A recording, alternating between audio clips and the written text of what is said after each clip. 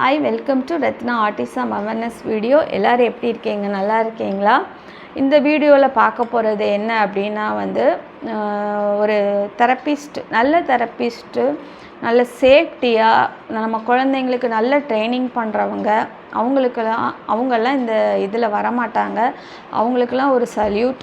அவங்க தயவுசெய்து நான் போடுற இந்த இதை நீங்கள் தப்பாக எடுத்துக்காதீங்க. இது நான் பார்த்த ஒரு சிலர்.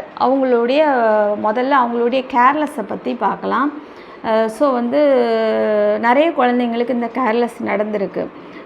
இப்போ என் பொண்ணுக்கு நடந்த விஷயத்த நான் ஷேர் பண்ணுறேன். என்ன அப்படின்னா இது அவளுக்கு ஒரு 7 years 8 years இருக்கும். அப்போல்லாம் தெரப்பி ரூமெல்லாம் இப்போ மாதிரி லாக் பண்ணிலாம் வச்சுருக்க மாட்டாங்க, ஓப்பனாக தான் இருக்கும்.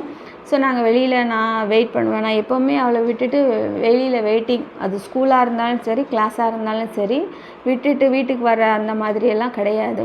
ஸோ வெளியில் வெயிட் பண்ணிகிட்ருக்கேன். அவளோட டைம் முடிஞ்சிட்டு வரலை.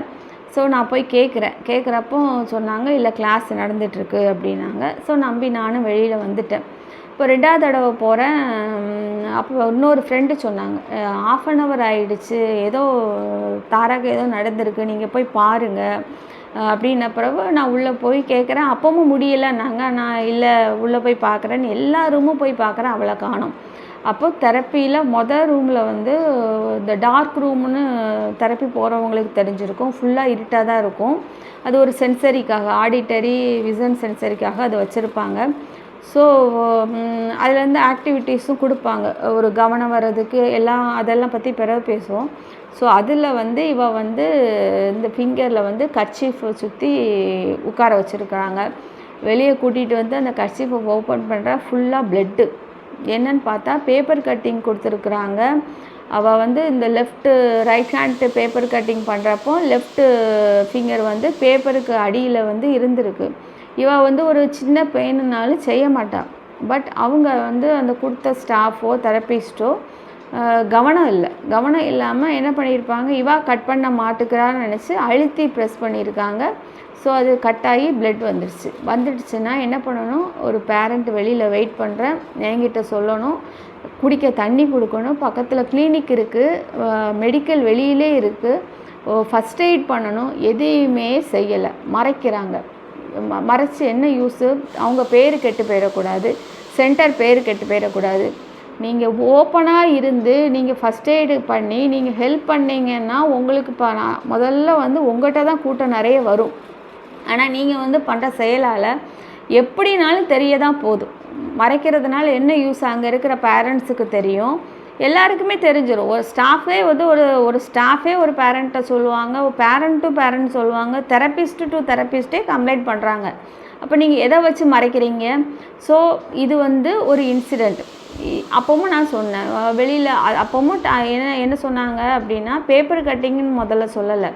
அவள் டனலில் போனால், வாக் பண்ணி போனால், எலிஃபெண்ட் வாக்கிங் பண்ணுனா ஸ்க்ராட்ச் ஆகிடுச்சுன்னாங்க. அப்புறம் வெளியில் சன்லைட்டில் வச்சு அவள் விரலை பார்க்குறப்பந்தான் 2 சைடு கட் ஆகிருக்கு. இந்த ஃபிங்கரில் 2 சைடும் சிசர் கட்டிங், அது இப்போ கத்திரிக்கோளால் கட் பண்ணியிருக்கிறது தெரிஞ்சுது.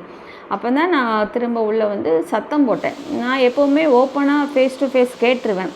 நீங்கள் தப்பாக எடுத்துக்கோங்க, இல்லை உங்கள் தப்பை ரியலைஸ் பண்ணுங்கள். என்ன, நான் கிளாஸுக்கெல்லாம் வர வேண்டான்னு யாருமே இது வரைக்கும் சொன்னது கிடையாது.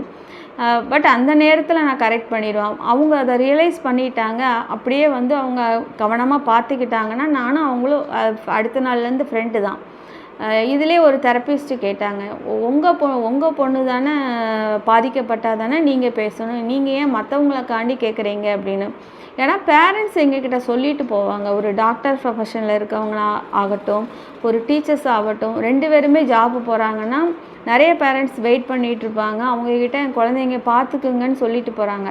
அப்போ நம்ம குழந்தை மட்டும்தான். இப்போ அவங்க சொல்கிற தெரப்பிஸ்ட்டோட பொண்ணுக்கே ஒரு ஸ்கூல் போகிறாங்க அப்படின்னா, ஏதோ ஒரு இன்சிடெண்ட் ஆச்சுன்னா ஒரு பேரண்ட்டாக இருந்த ஒரு பேரண்ட் சும்மா பார்த்துட்டு இருப்பாங்களா? ஹெல்ப் பண்ணுவாங்க, ஃபஸ்ட் எய்ட் பண்ணுவாங்க. இல்லை ஏதோ ஒரு பிரச்சனைனாலும் ஏன் கொஸ்டின் கேட்பாங்க. அதுதான் ஒரு ஈவு இறக்கங்கிறது. நீ உன் பொண்ணுக்குன்னா பேசு, நீங்கள் அடிக்கிறதெல்லாம் இருக்குது, அதெல்லாம் அடுத்த வீடியோவில் சொல்கிறேன். இது ஒரு இன்சிடெண்ட். ஸோ நான் பேரண்ட்ஸுக்கு என்ன சொல்ல வரேன் அப்படின்னா, இப்போல்லாம் கதவை லாக் பண்ணிடுறாங்க. ஸோ நீங்கள் வெளியிலேருந்து குழந்தைங்க அழுதாங்கன்னா அப்படி கண் கலங்கிட்டு என் பையன் அழுறான்னு சொல்லிகிட்டு இருக்கீங்க. ஏன் பயப்படுறீங்க? உள்ளே போங்க, கொஸ்டின் கேளுங்க, எதுக்கு அழுறான்னு கேளுங்க, என்ன நடக்குதுன்னு தெரிஞ்சுக்கோங்க, ஏன் இம்ப்ரூவ்மெண்ட்ஸ் கொடுக்கலன்னு கேளுங்க. ஃபீஸ் வாங்குறாங்க இல்லையா, அலையிறீங்க, ஃபீஸ் கொடுக்குறீங்க, எதுக்கு பயப்படுறீங்க? இதில் வந்து என்னென்னா சில தெரப்பிஸ்ட்டை போயிட்டு waste of time, waste of energy, waste of money அப்படிங்கிற மாதிரி இருக்கும். அது பாடி பார்ட்ஸ் பாதிக்கப்பட்ட இன்னொரு இன்சிடெண்ட் இருக்குது. அது வந்து என்னால் என்றைக்குமே மன்னிக்க முடியாது. நிறைய பேர் சொல்லுவாங்க, இதெல்லாம் வந்து அப்படியே வந்து தெரப்பிஸ்டே சொன்னாங்க, ஏன் விட்டீங்க, போலீஸ் கம்ப்ளைண்ட் பண்ணலாமே அப்படின்னு.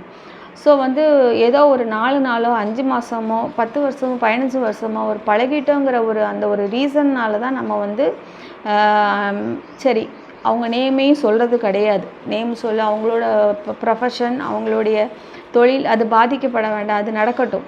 பட் இந்த வீடியோவை பார்த்துட்டு இனிமேல் வந்து கேர்லெஸ்ஸாக இருக்காதீங்க.